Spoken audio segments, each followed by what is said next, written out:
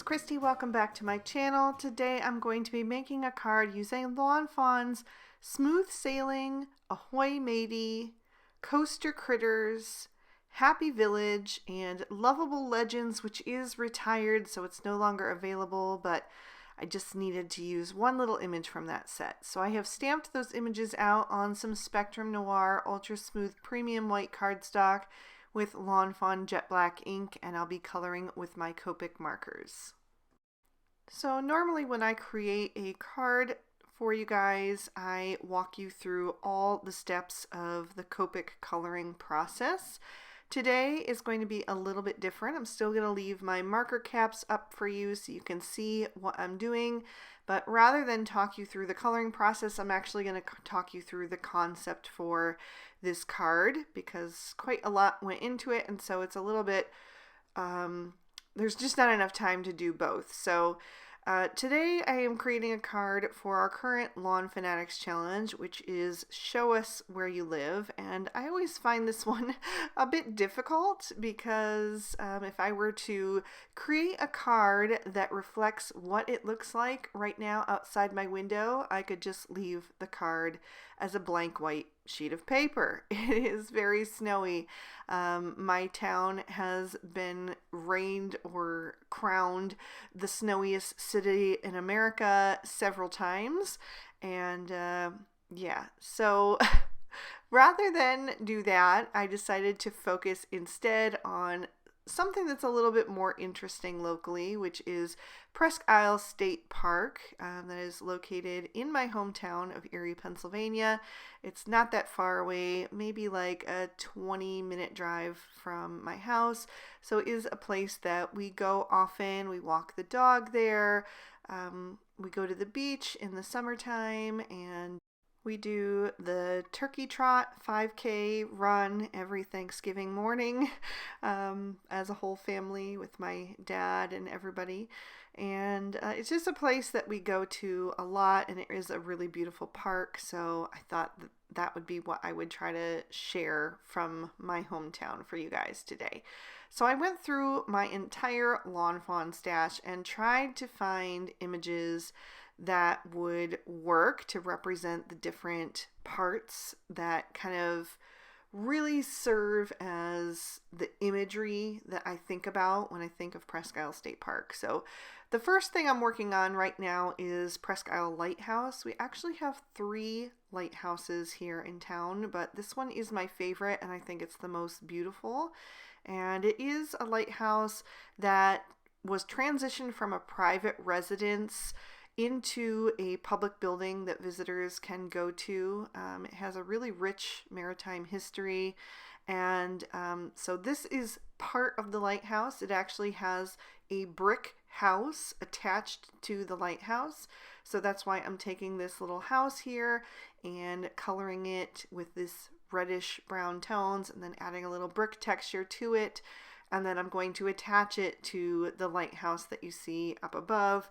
So the house is from Happy Village and the lighthouse is from Smooth Sailing. So totally different stamp sets to recreate this one image that really represents what people think about when they think about my hometown.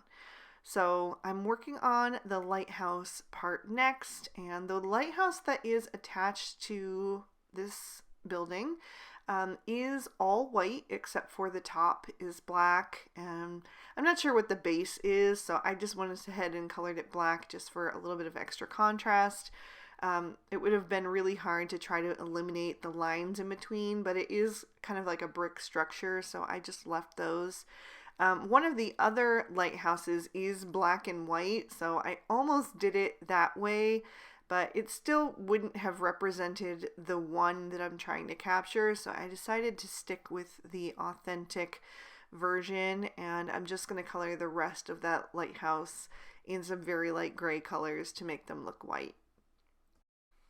One of the other iconic images that people would think of when you think of Presque Isle State Park is our amusement park, which is called Waldameer and Waterworld. Actually, it has like 2 parts. One is just your typical rides, and then the other one is a whole water park, and it's like connected. So you can buy a pass for just one or just the other or for both. And the best, or like the ride that everybody thinks of when you think of Waldameer, is our roller coaster. It's called the Ravine Flyer 2.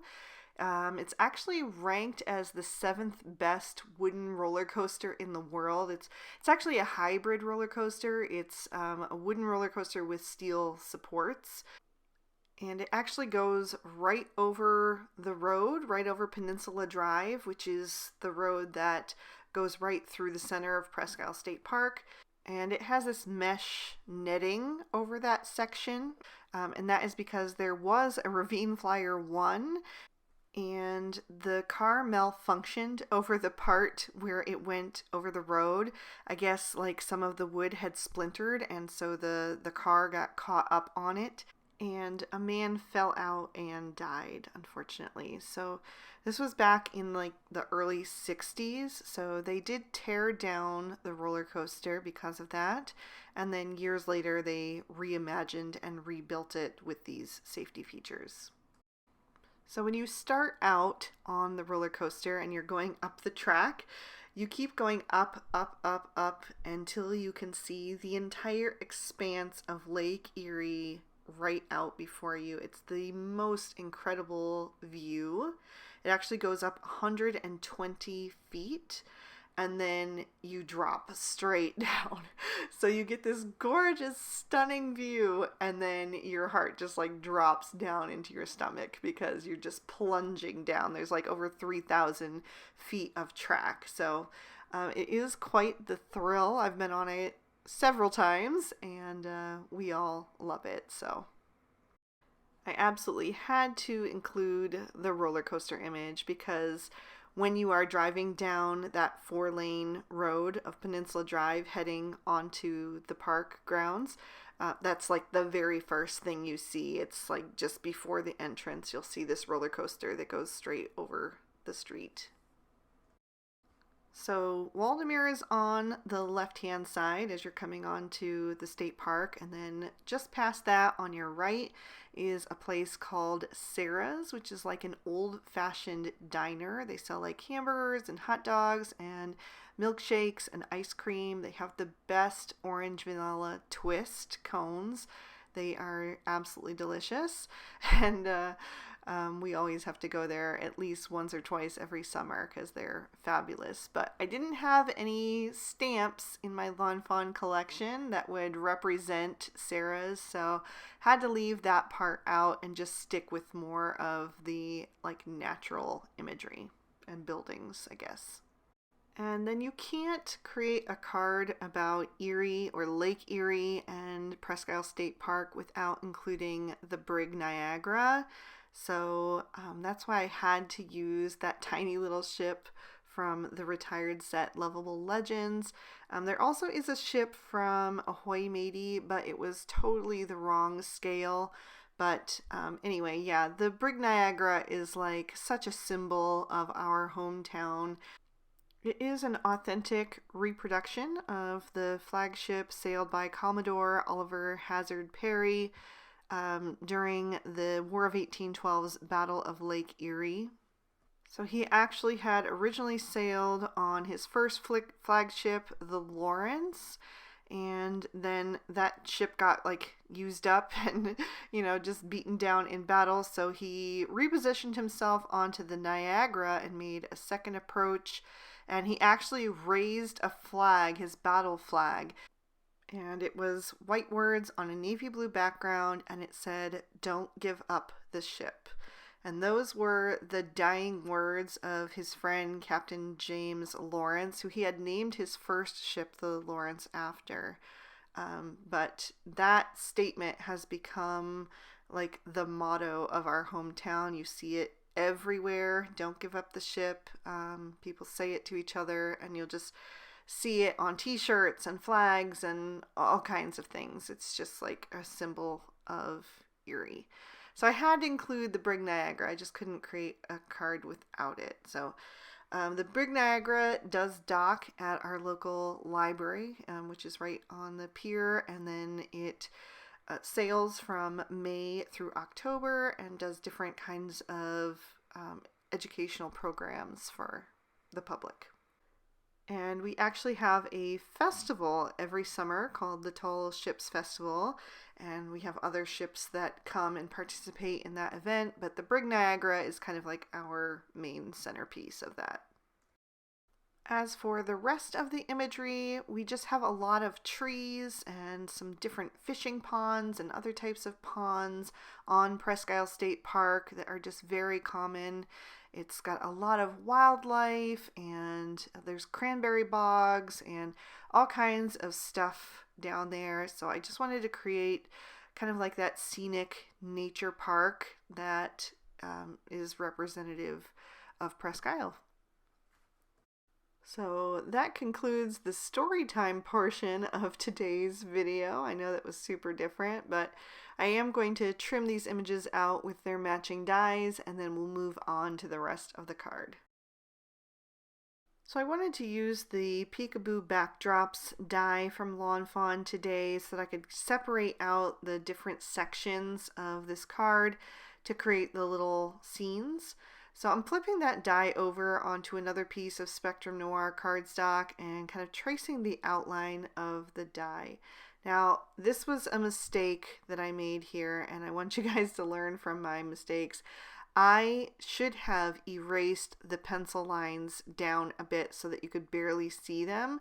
I was afraid that you wouldn't be able to see them on camera if I did that, so I left them darker. But if you color with Copics over pencil, it will not allow you to erase that later on. And because that die cut is actually a little bit smaller than the actual die, I had a really hard time to cover up my pencil lines later on. I worked and worked at trying to erase them, and I could not get them to go away. So learn from my mistakes, erase your pencil lines, just leave the barest bit of an outline, or redraw them in between the lines that you've already drawn in those white channels that it's left between them, and that way they'll be covered up if you want to do it that way. So I'm going to color this background in with Copics because I wanted to have a bunch of different elements, and I felt like it might be tricky to do with Distress Oxide inks to have the different colors and backgrounds. I just thought doing it with Copics might be easier. So I'm starting out with some super light blue greens and just flicking in some color for my sky in each of those 4 windows. Then in the top left corner, I wanted to create some grass. So I'm using some G20 markers. I chose G20, G21, and G24. And again, I'm doing that same flicking motion from the outside edge, almost doing long triangles. So it just kind of fills that in, but creates some different like hills and valleys, some little dips in that scenery. So I'm just working my way back and forth and adding more color in when I feel like it needs a bit more, lightening it up by using one of the lighter shades. It doesn't have to be perfect because a lot of this is going to get covered up by the stamps, but I just wanted to have, you know, a nice pretty background behind the images. So like I said, the first top left is going to be grass, and then the top right is going to be sand. So now I switched to some E50s, E50, E51, and E53, and I'm going to flick some of that in from the same sides. Again, just using that same process, like those long, almost like a carrot shape, just coming in from each side, adding a little bit of dark, a little bit of light, trying to mix it up a bit. And then I'll come back and add some dots later on to make this look more like sand. I'm going to do that with the E55, but I wanted to darken it up with some more of that E55 first because I just felt like it was a little too pale to represent the sand that we have here. So then I'm going to come in with the E55 and do those dots like I mentioned, just here and there, wherever, just adding a few little spots using the very tip of that marker to, you know, just add some texture and make it look more like sand. And then I'm going to come in with that G24 that I used in the grass on the previous square and just flick in a few tiny grasses. Again, a lot of this background is going to get covered up, so I didn't bother putting grasses in the center where I knew the house and the lighthouse would go, but just a few around where I thought that they would be.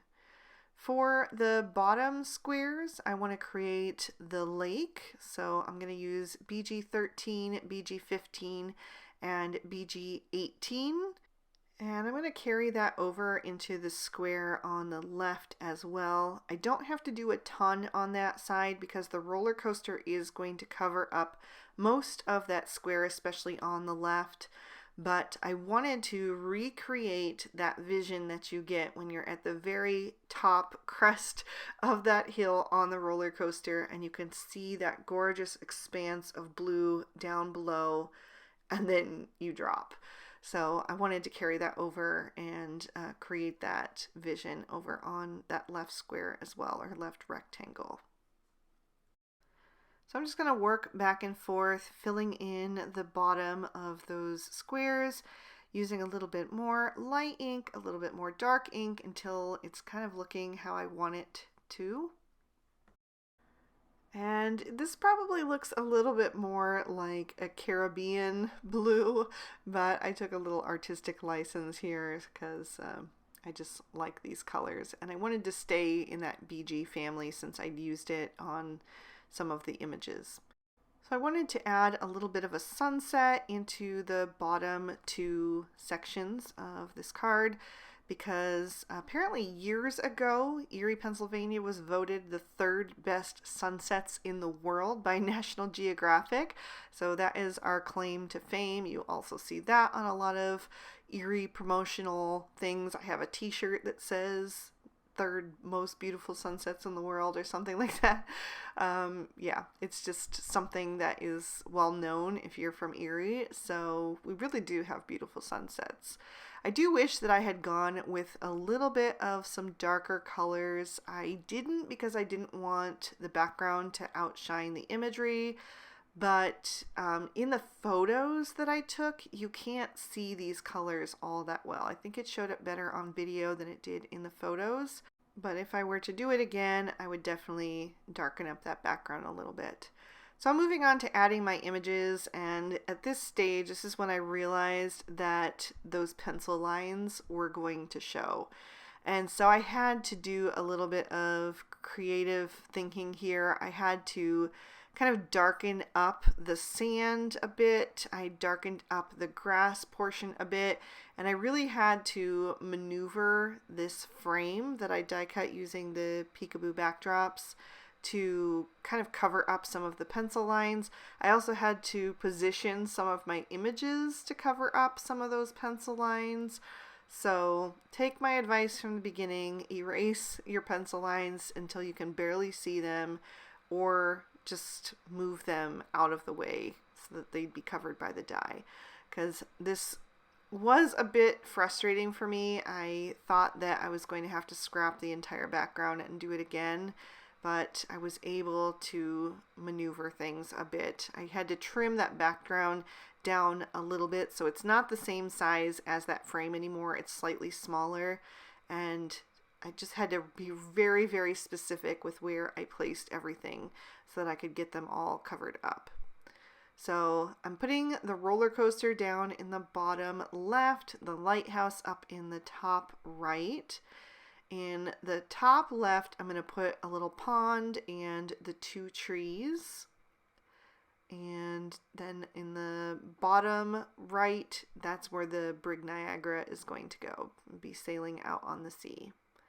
So before I get to that, I'm going to add my roller coaster onto the track, and I'm going to add that little blue flag. Unfortunately, I didn't glue that down while the glue was still wet, so I could not get that roller coaster image back up. So I had to just kind of attach the flag over top. I couldn't tuck it back behind like I wanted to. I did trim it down just slightly so it would fit a little bit better in that frame, and then I just adhered it over top. So it's not perfect, but it'll do. I don't know. I think I was just having an off week. The day before I filmed this video was the day that I filmed that card where I made a whole bunch of mistakes. That one will have gone live by now. It was my Valentine card series number 8. And I just made mistake after mistake in that video and corrected them. And in the end, I, had a finished card. And this one, it'll be the same. But I don't know. I was getting ready to go on vacation, so I was filming all of these videos ahead of time and just trying to crank stuff out. And I don't know, I felt good about the projects before I started, but just kept making little mistakes. But anyway, sometimes you have days like that, weeks like that, and it's all good. It happens to everybody, and all you can do is keep going and not get so upset about it if it doesn't work out, and try to fix it if you can.